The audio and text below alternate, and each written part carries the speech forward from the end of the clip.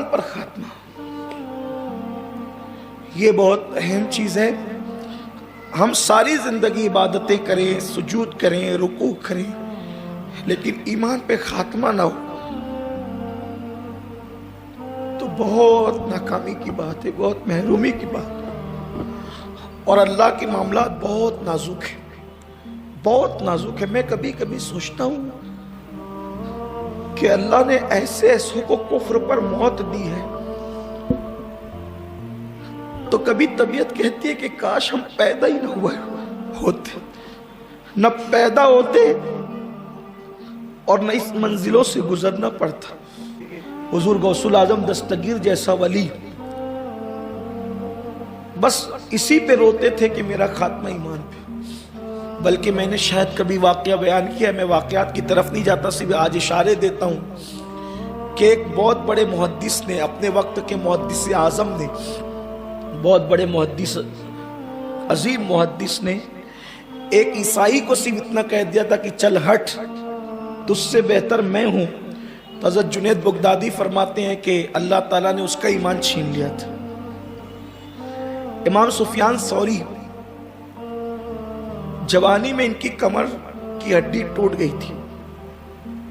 امام سفیان ثوری بہت بڑے صوفی ہیں، فقیہ ہیں، محدث عالم ہیں۔ ان کی جوانی میں کمر کی ہڈی ٹوٹ گئی تھی، تو یہ لکڑی لے کے چلتے تھے جوانی میں۔ ان کے شاگردوں نے بہت مرتبہ ان سے پوچھا کہ آپ بتائیں کہ آپ کی کمر جوانی میں جھکنے کا راز کیا ہے، کسی کو نہیں بتاتے تھے۔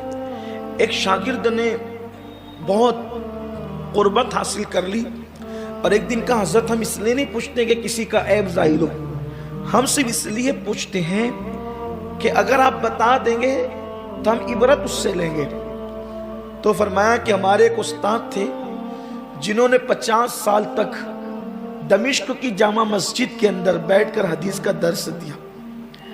جب ان کی موت آئی تو وہ رو رہے تھے، تو میں نے پوچھا اب کیوں رو رہے ہیں؟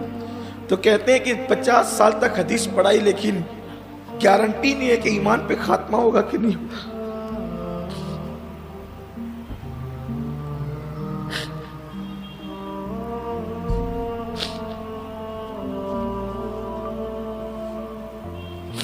پوری دنیا لوگ مفتی کہتی رہی، محدث کہتی رہی، خطیب کہتی رہی، علامہ کہتی رہی، دنیا کیا کیا ٹائٹل دیتی رہی تھی، لیکن 50 سال حدیث پڑھانے والا محدث کہتا ہے کہ مجھے گارنٹی نہیں ہے، اطمینان نہیں کہ میرا خاتمہ ایمان پہ ہوگا کہ کفر پہ ہوگا۔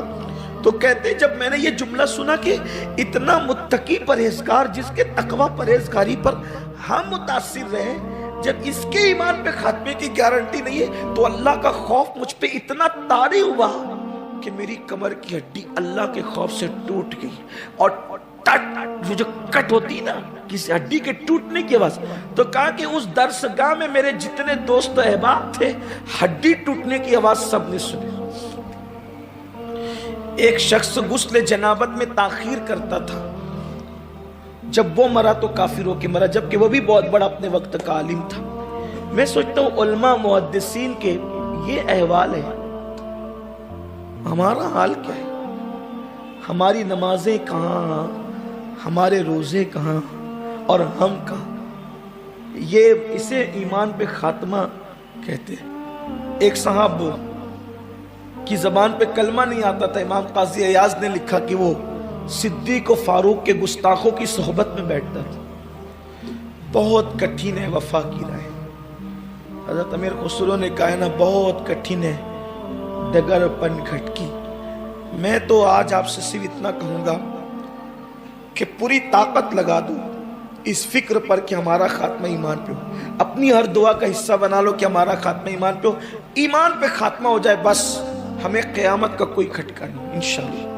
کیونکہ میرے اللہ کا وعدہ ہے جو ذرہ برابر بھی ایمان لائے گا میں اس کو بخشوں گا۔ فرمایا جو رائی کے دانے کے برابر بھی ایمان سلامت لایا نا میری بارگاہ میں اس کو بخشوں گا۔ بری موت وہ نہیں ہے جو ایکسیڈنٹ میں ہو، بری موت وہ نہیں ہے جو جل کے مر کے ہو، بری موت وہ نہیں ہے کہ جو ٹکڑے ٹکڑے کر دیے جائے، بری موت وہ بھی نہیں ہے کہ جس میں لاشا سڑ جائے، بری موت وہ ہے جو کفر پر ہے۔ بری موت وہ ہے، لوگ بری موت ایکسیڈنٹ کی موت کو سمجھتے ہیں، جبکہ بری موت کفر کی موت